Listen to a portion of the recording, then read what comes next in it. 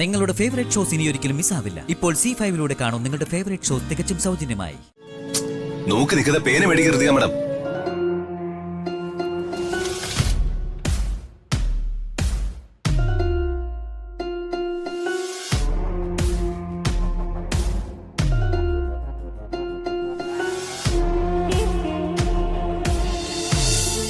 എക്സാമിന് ഞാൻ നന്നായിട്ട് പ്രിപ്പയർ ചെയ്തിട്ടുണ്ട്. ഇനി അച്ഛന്റെ അനുഗ്രഹം കൂടി കിട്ടിയ ഞാൻ ഫുൾ കോൺഫിഡന്റ് ആവും. ദേ മാഡം പ്ലീസ്, ഞാൻ കാല് പിടിക്കാം. ഇനിയിപ്പോ അച്ഛന്റെ അനുഗ്രഹം വാങ്ങിച്ചു തരണമെന്ന് പറഞ്ഞേ എന്നെ ടെൻഷൻ ആക്കല്ലേ. ആ, ഞാൻ എന്റെ ഒരു ആഗ്രഹം പറഞ്ഞു എന്നേ ഉള്ളൂ. അല്ലെങ്കിൽ തന്നെ അച്ഛൻ എന്നോട് ദേഷ്യത്തില. അച്ഛന്റെ അടുത്ത് ചെന്ന് നിൽക്കാനുള്ള ധൈര്യം എനിക്കില്ല.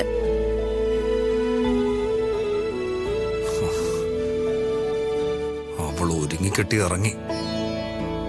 ഈ അമ്മ ഇതെവിടെ പോയിരിക്ക?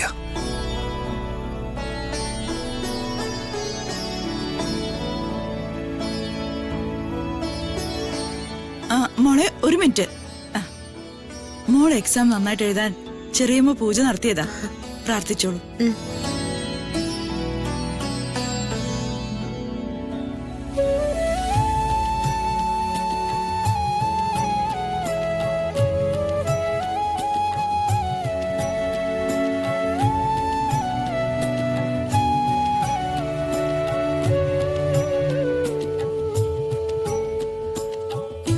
മാഡം നീ നോക്കിയേ, വർമ്മ സാറ്.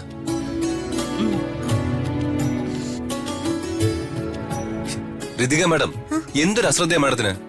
എന്തു പറ്റി? ബാഗിൽ പേന ഇല്ലല്ലോ. പേന ഇല്ലാതാണോ എക്സാം എഴുതാൻ പോകുന്നത്? പേന ഞാൻ എടുത്ത് വച്ചതാണല്ലോ. ആ പിന്നെ ഇനി വാദിക്കണ്ട, പേന മറന്നുപോയതാ. ഇനിയിപ്പോ എന്താ ചെയ്യാ? തിരിച്ചുപോയി പേന എടുത്തല്ലോ. ഒരു നല്ല കാര്യത്തിന് ഇറങ്ങിട്ട് കാല് പിന്നിലോട്ട് വെക്കുന്ന ഐശ്വര്യല്ല. ആ ആ എന്നാ വർമ്മ സാറേ, സാറിന്റെ പേന ഒന്ന് കൊടുത്തേക്കാവോ?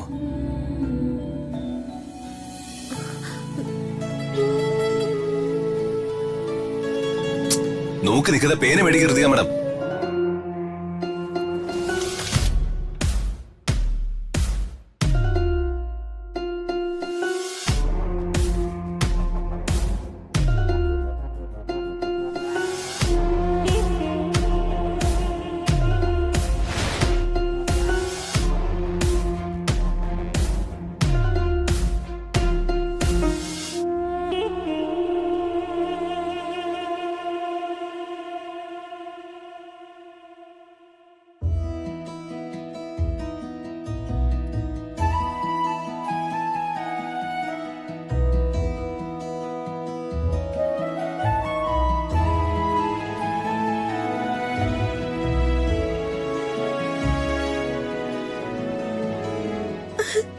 രാജു, മാഡം സന്തോഷത്തിൽ പഠിച്ചൊന്നും മറന്നു പോലല്ലോ അല്ലേ?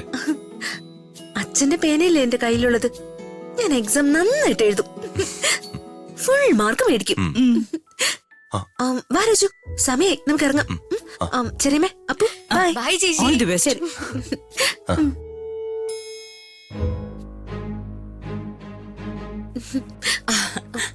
ഋതുമോളെ, മോളെ ഇറങ്ങിക്കാണുന്ന ഞാൻ ഓർത്തെ.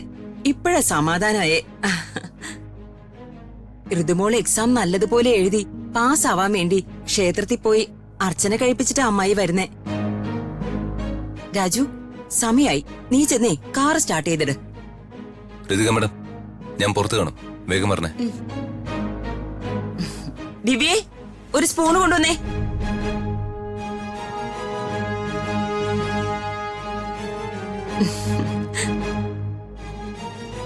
ഇത് പിടിച്ചേ.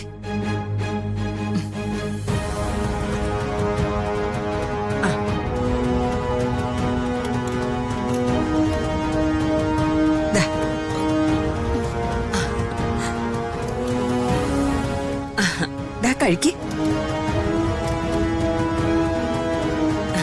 ഇത് ഋതുമോൾക്ക് വേണ്ടിയേ പ്രത്യേകം കഴിപ്പിച്ച പായസമാ, നേർച്ച. പിന്നെ നന്നായി എക്സാം എഴുതണം കേട്ടോ. ഓൾ ദി ബെസ്റ്റ് മോളെ. ഋതിക മാഡം, സമയായി. വരുന്നു രാജു.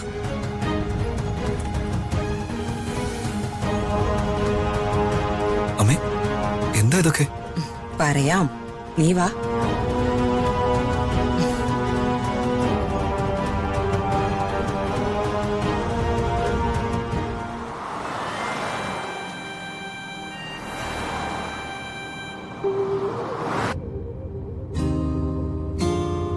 രാജു, ഞാൻ കോളേജിലേക്ക് ഇറങ്ങിയപ്പോ വേണ്ട ബുക്സും പേനയും ഒക്കെ എടുത്ത് ബാഗിൽ വെച്ചതാ.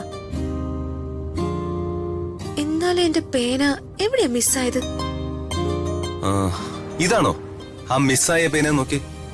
അതെ, ഇതല്ലേ. ഈ പേന എങ്ങനെ രാജുവിന്റെ കയ്യിൽ വന്നു? അതേ, ഞാൻ ഋതിക മാഡത്തിന്റെ ബാഗിൽ നിന്ന് അടിച്ചു മാറ്റിയതാ. കള്ള രാജു, നീ മോഷ്ടിക്കാനും തുടങ്ങിയോ? വർമ്മ സാറിന്റെ ആശീർവാദത്തോടു കൂടി മാഡത്തിന് എക്സാമിന് ഇറങ്ങണം എന്നായിരുന്നല്ലോ. അതല്ലായിരുന്നു ഋതിക മാഡത്തിന്റെ ആഗ്രഹം? അതെ. വർമ്മ സാറ് സ്ഥിരം ഉപയോഗിക്കുന്ന പേനയാണ് ഇപ്പൊ ഋതിക മാഡത്തിന്റെ കയ്യിലിരിക്കുന്നത്. അപ്പോ അതൊരു വലിയ ബ്ലെസ്സിംഗ് അല്ലേ? വർമ്മ സാറിന്റെ പേന ഋതിക മാഡത്തിന്റെ കയ്യിൽ എത്താനാ ഋതിക മാഡത്തിന്റെ ബാഗിൽ നിന്നും ഈ പേന ഞാൻ അടിച്ചു മാറ്റിയത്. ആണോ? രാജു അപ്പോ നല്ല കള്ളനാ. ഐ മീൻ, ചെയ്തത് നല്ല കാര്യ. ഈ രാജു എന്ത് ചെയ്താലും അത് ഋതിക മാഡത്തിന്റെ നല്ലതിനാണെന്ന് അറിയില്ലേ? വർമ്മ സാറിന്റെ കയ്യിൽ നിന്ന് മാഡത്തിന് പേന കിട്ടിയില്ലേ? മാഡം ഹാപ്പി അല്ലേ? പിന്നെ ഹാപ്പി അല്ലേന്നോ? രാജു, രാജുവിനറിയാമോ, എന്റെ കൂടെ ഇങ്ങനെ സപ്പോർട്ടായിട്ടും കൂട്ടുകൂടിയും വഴക്കിട്ടൊന്നും ചെറുപ്പത്തില് ആരും എനിക്കില്ലായിരുന്നു. യാമിനി ചെറിയമ്മയ്ക്ക് എന്നോട് വലിയ സ്നേഹമായിരുന്നു. പക്ഷേ അമ്മയെ പേടിച്ച് ആ സ്നേഹം എന്നോട് പ്രകടിപ്പിക്കാൻ ചെറിയമ്മയ്ക്ക് സാധിച്ചിട്ടില്ല. അപ്പു ജനിച്ചപ്പോ എനിക്ക് ഒരുപാട് സന്തോഷായി. വളർന്നപ്പോ എന്റെ കാര്യത്തില് ചില പരിമിതികളുണ്ടെന്ന് അവൾക്ക് മനസ്സിലായി. ആ സമയത്താണ് ഒരാളുടെ വീട്ടിലേക്കുള്ള എൻട്രി. എന്റെ എല്ലാ പ്രശ്നങ്ങളും വിഷമങ്ങളും മനസ്സിലാക്കി അമ്മയെ പോലും വകവയ്ക്കാതെ എന്റെ നല്ലതിനു വേണ്ടിയും സന്തോഷത്തിനു വേണ്ടിയും ശ്രമിക്കുന്ന ഒരാള്. അയാള് ഞാൻ എത്ര വഴക്ക് പറഞ്ഞാലും എത്ര അടി കൂടിയാലും അയാൾ എന്നും എന്റെ ഭാഗത്താ. ആ, അതാരാ? പേര് പറയണോ? നിന്റെ കാര്യം തന്നെ ഞാൻ പറഞ്ഞത് ബുദ്ധൂസേ. ട്യൂബ്ലൈറ്റ് ആണല്ലോ രാജു നീ. ഋതിക മാഡം, മാഡം എന്നെ ഇഡിയറ്റ് എന്നോ ട്യൂബ്ലൈറ്റ് എന്നോ എന്ത് വേണേലും വിളിച്ചോ. മാഡം ഇങ്ങനെ ഹാപ്പി ആയിരിക്കണം, അതാണ് എന്റെ സന്തോഷം. ഞാൻ എപ്പോഴും ഓർക്കും, മാഡത്തിന്റെ മനസ്സേ കൊച്ചുകുട്ടികളെ പോലെയാ. രാജു, നല്ല ക്ഷീണം, ഉറക്കം വരുന്നു. ഞാൻ ഒന്ന് മയങ്ങട്ടെ. രാത്രി മുഴുവൻ ഉറക്കമുളച്ചിരുന്ന് പഠിച്ചതിന്റെ ആവും. മാഡം ചെറുതായിട്ടൊന്ന് റെസ്റ്റ് എടുത്തോ. കോളേജ് എത്തുമ്പോ ഞാൻ ഉണർത്താം. ശരി രാജു.